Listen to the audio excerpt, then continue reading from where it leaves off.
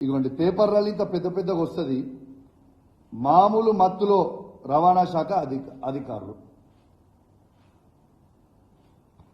దీంట్లో news Telangana reporter Sampath, if I'm not wrong తన పేరు సంపత్, తను ఏప్రిల్ 18 రోజు ఆర్టికల్ రాసిండు.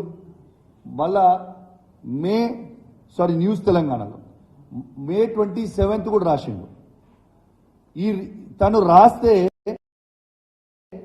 ఇలా ప్రెస్ మిత్రులకి తనని మీరు అడగొచ్చు, ఫోన్ చేసి మేము మంత్రి అంచనము అని వాళ్ళ స్వయంగా తనను కూడా బెదిరించింది వాస్తవం. యూ కెన్ ఆస్క్, మీ కొలీగే కదా, మీరు అడగండి ఇది నిజమా కాదా అనేది కూడా మీరు అడగండి.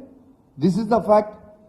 దీంతో పాటు నేను మొన్న 6th రోజు లారీలని 13 లారీలను పట్టుకుంటే, ఇదిగోండి 13 లారీలను పట్టుకుంటే ఇట్లా రాత్రి హుజరాబాద్లో 13 లారీలను పట్టుకుంటే హుజరాబాద్ పట్టణంలో డిటిసి గారికి స్వయంగా ఒక శాసనసభ్యునిగా నేనే ఫోన్ చేసి ఇవి ఓవర్లోడ్ లారీస్ పోతా ఉన్నాయి, దయచేసి మీరు సీజ్ చేయాలని నేను కరీంనగర్ డిటిసి గారికి ఫోన్ చేసి చెప్తే రాత్రి 10 గంటలకి 2 లారీలు మాత్రమే సీజ్ చేసి 11 లారీలని ఇచ్చిపెట్టింది.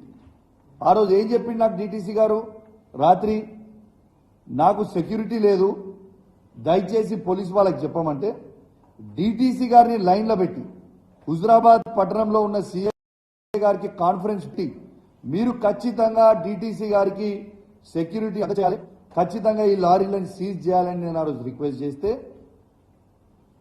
ఇమీడియట్ ట్రాన్స్పోర్ట్ మినిస్టర్ గారు డిటిసి గారికి ఫోన్ చేయగానే ఈ 11 బండ్ల నుంచి ఇట్లాంటి 11 బండ్లు ఇప్పుడు నంబర్ చదువుతా, 11 బండ్ల నుంచి 2 బండ్లు సీజ్ చేస్తారు, తతిమ బండ్లన్నింటినీ కూడా ఇచ్చిపెడతారు. మీకు ఆ నంబర్లు కూడా చదువుతా.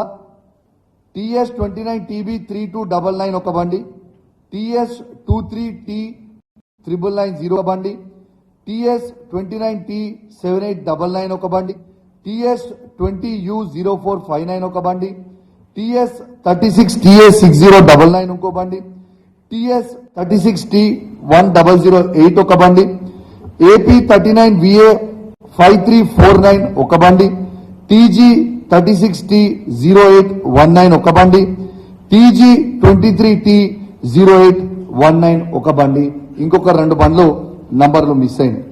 ఎంత బాధ అనిపిస్తుందంటే ఇలా ఆర్టీఓ అధికారులందరికీ చెప్తా ఉన్నాను, మీరు తస్మాత్ జాగ్రత్తగా ఉండాలి. ఇలా ఈ ప్రభుత్వం ఉండొచ్చు, రేపు మళ్ళా ప్రభుత్వం మారొచ్చు, మీరు మాత్రం శాశ్వతంగా ఉండేటోళ్ళు, రేపు మీరు ఇబ్బందులు పడతారు.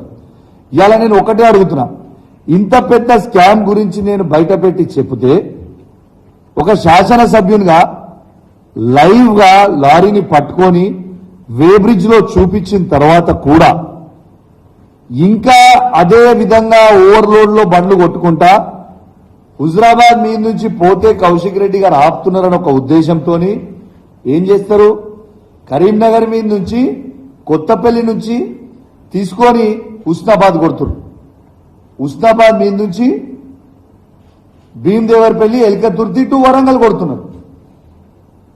రాత్రి 1 నుంచి తెల్లారు 5 వరకు రాత్రి మిడ్-నైట్ హుజరాబాద్ మీద నుంచి కొడుతున్నారు.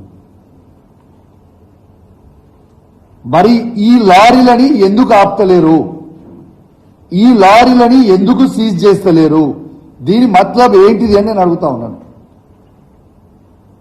నేను ఇంకోటి చెప్తా ఉన్నా, అధికారులందరూ కూడా చెప్తా ఉన్నాను, నేను స్వయంగా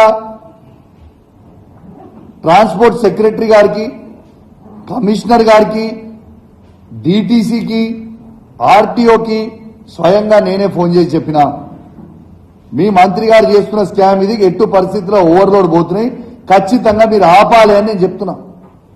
చెప్తే సరే అని విన్నారు, మళ్ళా అదే విధంగా కొడతా ఉన్నారు. నేను అధికారులందరూ కూడా చెప్తా ఉన్నాను, మీరు మంత్రి గారి ప్రెషర్కి లొంగి పనిచేస్తే మీరు చేసే డ్యూటీ ఎన్టీపీసీ నుంచి తీసుకొని ఏ రూట్లో అయినా ఖమ్మం వరకు మా బీఆర్ఎస్ పార్టీ కార్యకర్తలు మీ డ్యూటీ చేస్తాం. ఎక్కడ పడితే అక్కడ లారీలను ఆపుతాం. బాజాప్తు ఈ స్కామ్ ని బయట పెడతాం. మళ్ళా మీరేదో ఉస్మానాబాద్ నుంచి తీసుకపోతే ఏం కాదని నువ్వు అనుకుంటున్నావు కావచ్చు.